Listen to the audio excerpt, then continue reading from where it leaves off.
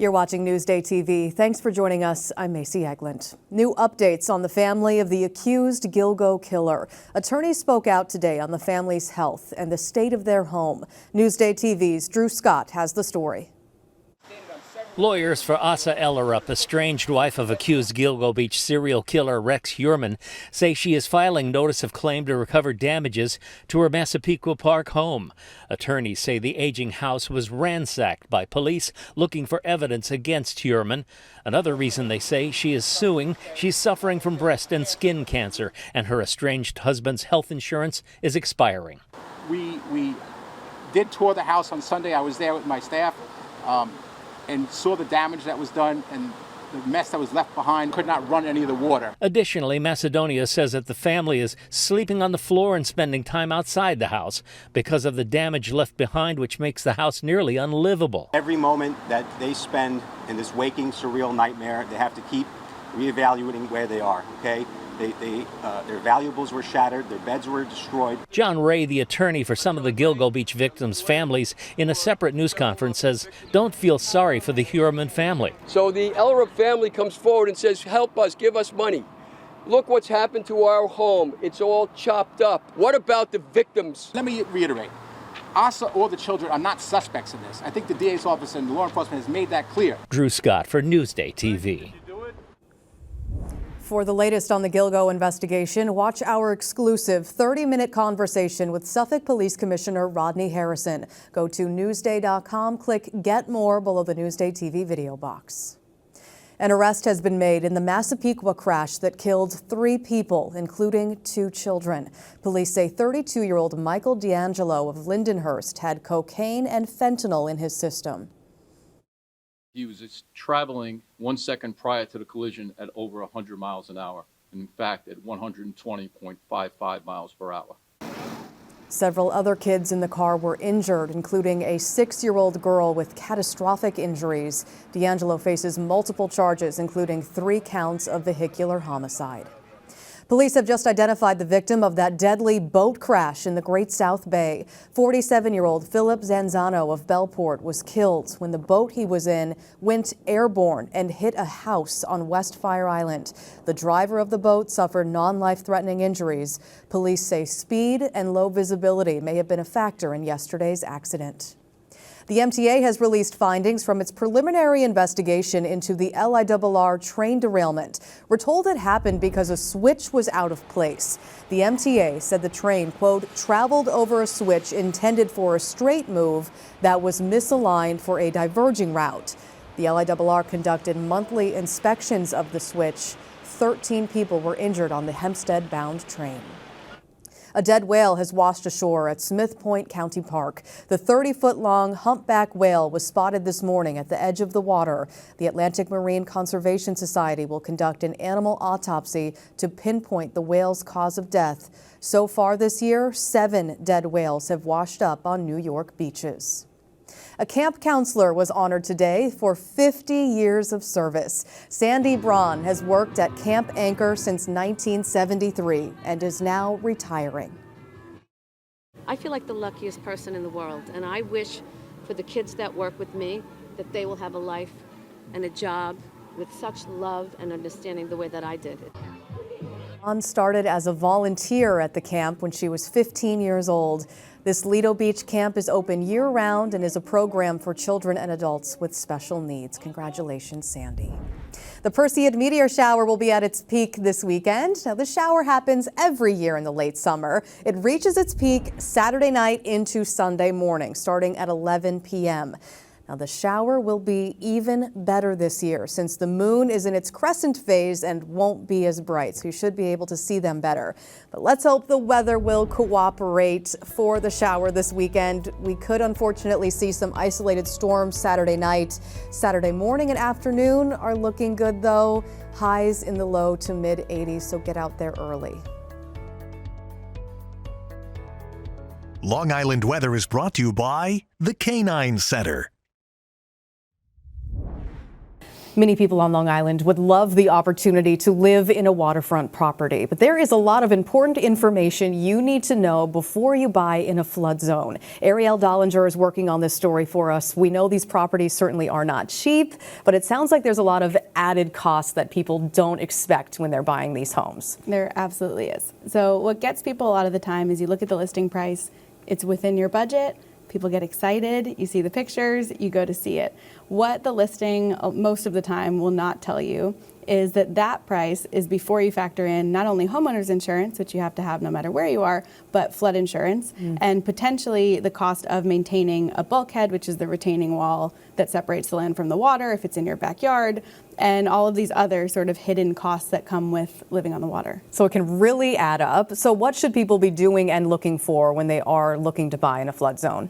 You should be asking for the elevation certificate. You should be asking for the flood history of that property and getting the documentation yourself so that you can see what this area has gone through before and what this particular property has been through. The second thing you can do is you can talk to your neighbors, ask them, what's it like here when it floods? What's it like here at high tide? And hopefully they'll be candid with you and you can get some information that way.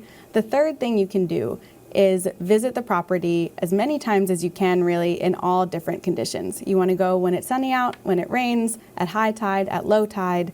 You want to see if you can actually get up the block when there is heavy rain, Right. because in a lot of places you can't. Yeah, great information. Thank you, Ariel. Thank you. And for more information about buying a home in a flood zone, go to Newsday.com, click Get More below the Newsday TV video box. If you're planning to hit the Hamptons this weekend, here are the must-dos according to Rosanna Scotto. Elisa DiStefano has the story you'll see only in Newsday. When Rosanna Scotto is off air, you could find her here in the Hamptons. I'm so happy to be sitting with you ladies. So I met the Good Day New York anchor and her sister Elena at Tutto El Giorno in Southampton. Is this your time to just have a little R&R and be together? This is peace of mind, taking a deep breath, and of course eating wonderful food.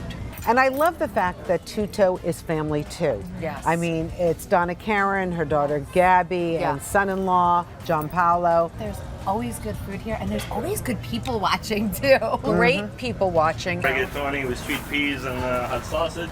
Oh, this is my favorite. I love the tuna with the avocado on top, and then the cartoccio, which they always get fresh local fish. What are some of your other must-dos? I love going to Jennifer Miller. She always has fun, beachy, inspired jewelry. We love the farm stands. Hank's farm stand, great for corn, and beautiful strawberries and blueberries. Going to San Ambrose is like going to Italy without a passport. Yes. They have the most delicious gelato. Yes. When the sisters aren't eating out, they're cooking at their Southampton home, which inspired recipes in their newest family cookbook. Meatballs, manja, and madness, memories. I say. Oh, it's memories, not madness? Okay. Rosanna does the majority right now. She still stays consistent with that Sunday dinner. You wake up and she's sauteing the onions and the garlic, and she's making her marinara sauce. It's so funny because this is my dad's recipe. And after my dad passed, everybody was like, can she do it? The pressure is on. As you can see on their Scotto sisters Instagram, life is truly a family affair. Well, ladies, thank you so much for sharing your favorite meal and sharing some of your Hamptons favorites. Cheers! Cheers! Cheers! Read more about things to do in the Hamptons on Newsday.com. Again, click Get More below the Newsday TV video box.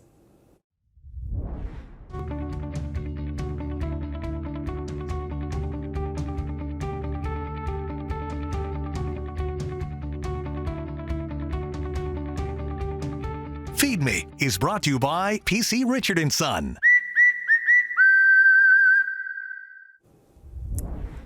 Some are sour and some are sweet. 3 new Long Island breweries are creating a lot of buzz. Andy Berlin checks them out in today's Feed Me TV.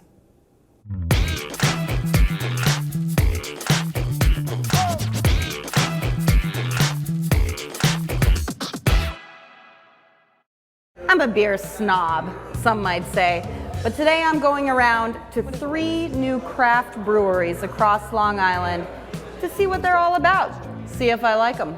So I'm over at Root and Branch in Copiague, and they're making some of the best beers I've tasted seriously ever. And I told you I'm a beer snob. You definitely get like more of like a beer nerd focused crowd. We get people from Japan, China coming in, like staying in New York City, and they'll take the train out specifically just to come here. It's like kind of wild. We can call it a Berliner Weiss because it's being drunk by a Berlin.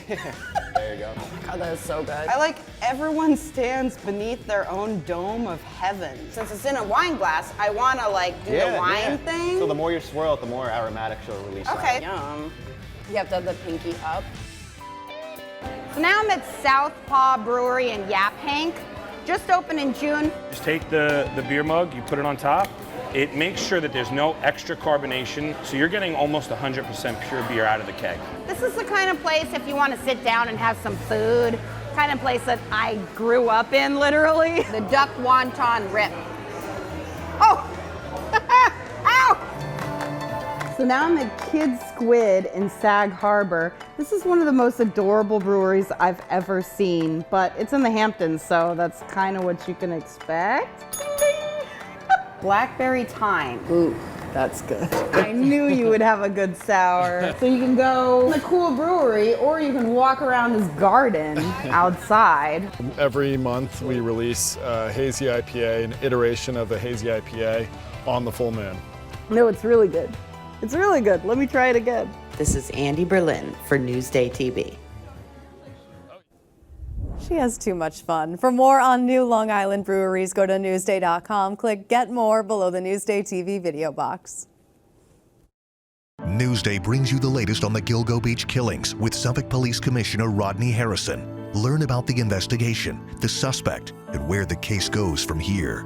A conversation with Commissioner Rodney Harrison, now available at Newsday.com. You're watching Newsday TV. I'm Macy Eglint. Thanks for joining us. We'll leave you with a look at your 7-day forecast. Have a great weekend.